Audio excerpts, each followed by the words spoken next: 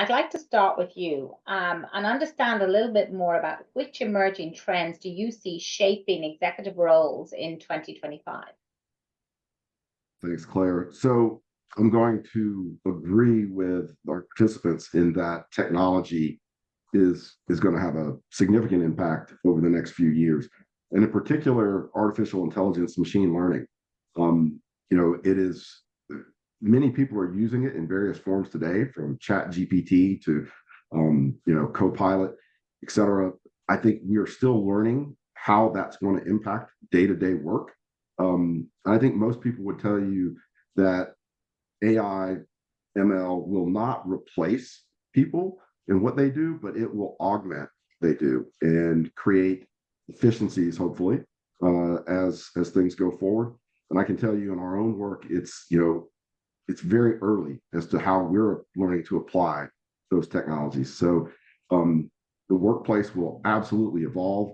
I personally believe that the pace of change due to the implementation of AI and ML is going to increase, which will challenge us as individual workers, and it will really challenge us as leaders, as business leaders, to be agile and adaptable to that trend. So that's one. The other I see is leading across demographics, right?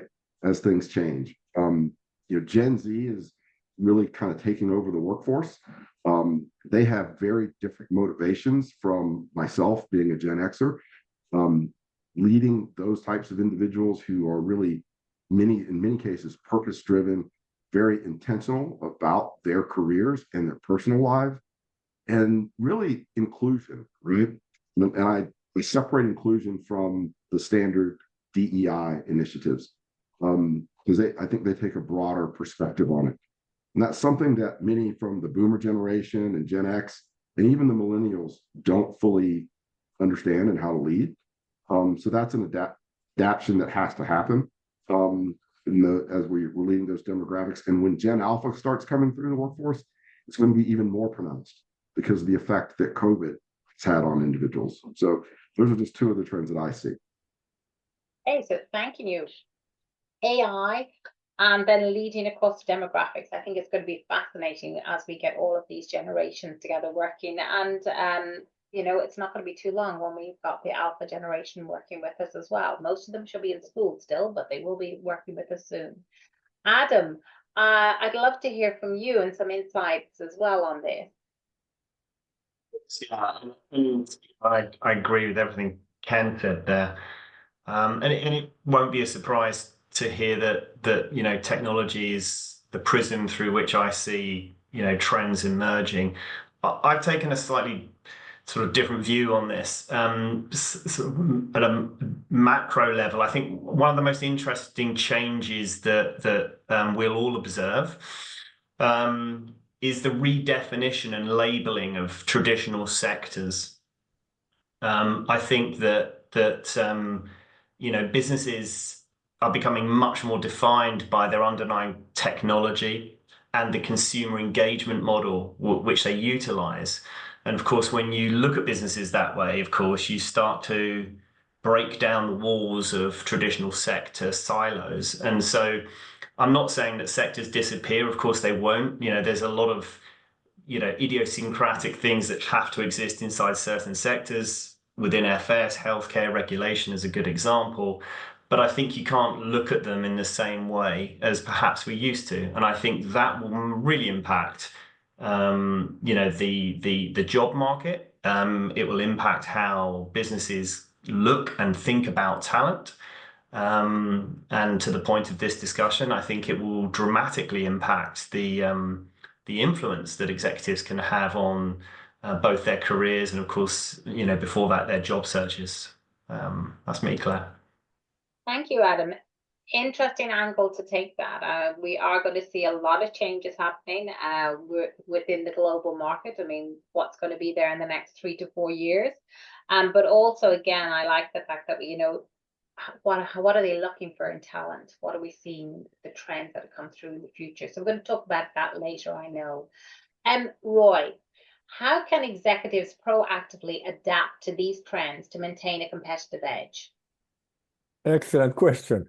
I would say, in addition to what Adam and Ken said, each individual nowadays need to all the time upskill continuously because the world is changing. What you learn in school, what you have learned over the past years, it's good to have, but you need to stay current. AI is one thing, of course, everything related to digital transformation. And of course, also mentioned to stay understandable what is a flexible work environment and remote and hybrid works. I think if you really look at what's happening in the world, those are two of the really big impacts. Maybe more up here in the Scandinavia than in other markets, but that's really a tough situation for many companies to deal with. Also, to prepare that we are living in a world full of disruptions. We see what's going on in the global sort of a geopolitical sense. So that's also something you need to understand and be aware of and think about. And of course, to build as a candidate good partnerships and local, how shall I say, networks to have your peer learning, working with industry forums and so on. And that's, I think, also very important to stay aware and be sort of active for yourself and within the market that you are currently looking at. Thank you, Roy. I am seeing a lot of that, and as a lifelong learner myself, I think it's definitely someone that has to look at, upskilling is important, and we need to upskill quicker these days now. Again, building networks, very important. We'll explore a little bit more about that later. But Gwen, what are you seeing in LA? Yeah, so in preparation for this event, I checked in with two close associates who are running global executive search and talent corporate businesses in large environments. And to keep me honest, one said, everything you knew before 2020, forget. Like, it's nice to have, but I think Roy mentioned this. The pace and the content of information that keeps you current is changing and moving quickly all the time. So I'll speak tactically. What can you do? You can stay relevant by identifying a handful of influencers that resonate with you and become a little bit fluent in the concepts and the language they're speaking about. So it could be the Harvard Business Review. It could be TED Talks, podcasters. I like Malcolm Gladwell, Simon Sinek. It can be others you have, but it gives you content to speak about when you are in these networking environments that indicate that you're thinking about these things. The other thing I would say is, what are the skills that are most important? Ask in your environment. If you're in a company where you have some rapport with leadership, say, what do you wish we had more of? What do you think the skill set is that we're missing today? I will tell you that you will no longer be fed in the way maybe people of who came up 10 or 20 years ago were. The onus is yours, and this population may be digital native, so you're going to be driving a lot of what comes into the space, regardless of your role. Technology is your foundation now, so figure out how it's being used. Ken said it's changing constantly. We're not really sure, but know how it's being used and influenced in the work you do today and be able to speak a little bit on it. So that's your job, figuring out what people are talking about, figuring out where the pain points are, and have a point of view on that. Thank you, Gwen. Ask those questions. Very good advice for everybody. And Gwen, let me stay with you, because what strategies can executives take to align their career trajectory with these shifting trends? So you gave us a few there, but maybe you can. Yeah. So know how your traditional role is changing. So recognize what it's been known for, how you came into it, why you came into it, what you learned, and then at this moment, what is it emerging into? So tasks, roles, titles, expertise. I think about when I started in the search business, now there are 5 names for what I did with one name years ago. And everyone is nuanced, and I've got to understand how they're all slightly different. Very important, make your resume reflect those changes. We've talked about algorithms and how, we're being scanned for keywords, but things change all the time. So recognize where possible, writing into your resume the most current identification of that. And again, we've talked about, and this is Roy again, upskilling, seminars, training, ask for job shadowing opportunities, and informal internships while you're working where you're working. So again, employers, managers, leaders will be relieved and delighted if you come to them with ideas for upskilling. Everybody's doing multiple jobs. Corporate development and training in some areas are shrinking. So help people help you, and you will be surprised how they meet that need. Thank you, Gwen, for that. Adam, have you anything you'd like to add? Yeah. Yes, and I agree with everything that Gwen said there. I think the nuance piece is really important because it has become more complex. I think all of us here, probably most of the people watching this, remember a time when information was the most valuable commodity that an executive search consultant had, right? The little black book. All the power was there. Well, that's now available to everyone. So now information is free, it's widely available. So, that I'm sure everyone understands the shift and pivot of that. You don't need to be found, you can be found. And you can be found by everyone.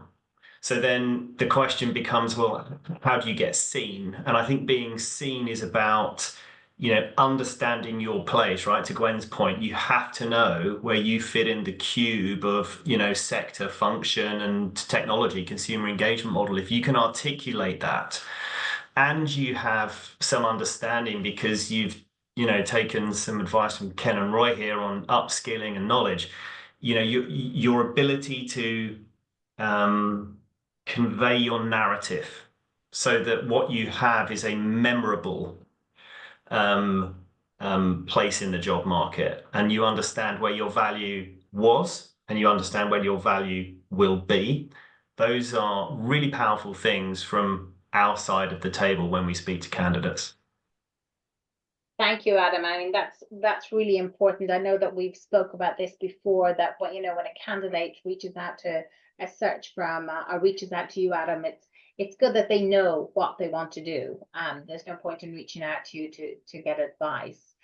So do encourage those of you that are members of BlueSteps to check out our services that we provide there that can help you, whether it's with resume writing, whether it's with coaching and other things, to really get yourself aligned about what you're doing before you actually reach out to an executive search firm on that. And Ken, I'm going to ask a question a little bit about skills and qualities here. And we want to know what will be what you think is the highest demand for executives in 2025, and how can professionals cultivate and highlight these strengths? Yeah, so looking at, let's say, the skills and capabilities that our clients have been asking for consistently in C-level and VP level candidates, some trends have emerged for sure, some commonalities. Top of that list is one of agility and adaptability, and that speaks to the pace of change that Gwen mentioned and that all the panelists have mentioned. As a leader, the ability to be adaptable to those changes is absolutely critical. So, and it's demonstrated agility and adaptability. Another is really collaboration and teamwork. Business is a team sport, and it's about assembling the best possible team to go after business challenges. So that's incredibly important at the top level. And again, that spans across generations. And then the third, and this is truly at the top levels, it's kind of an innate ability to see around corners, anticipate, scenario plan. What are some potential risks? What are some emerging trends? How can we strategically either mitigate the risks or take advantage of the potential opportunities there. And that one's a little more nuanced. That takes a lot of just innate ability as well as industry-specific knowledge, things of that nature, and staying on top of things, as Gwen mentioned earlier. Those emerging trends that are out there, listening to the people out in the marketplace. So that's what we're seeing. Well, thank you for that, Ken. And we actually have a question in here, which is asking us a little bit about systems thinking, where someone has said it's necessary skill in the workplace. Before was critical thinking, and now there's actually a focus on systems thinking. So I think, Ken, that echoes a little bit about what you're saying, the ability to see around the corner, have the holistic view, and to see that. So definitely we're seeing that as a trend come true. Roy, what about you? What would you like to add? From a Nordic perspective, of course, we live in a place where we have to have a global perspective. So that's very important to have cultural intelligence, dealing with many different cultures and countries and so on. Of course, global markets are diverse and there are a lot of stuff going on. So that's really, I think, important. In addition, of course, to what Ken already said. Change management type of resilience. Again, change takes place. You need to be able to manage it, agile leadership and so on. And of course, then also, again, back to digital and data literacy and everything related to that, because like we said, traditional sectors are maybe disappearing and IT digital is everywhere. So there's a lot to do on that front as well. That's what I would add.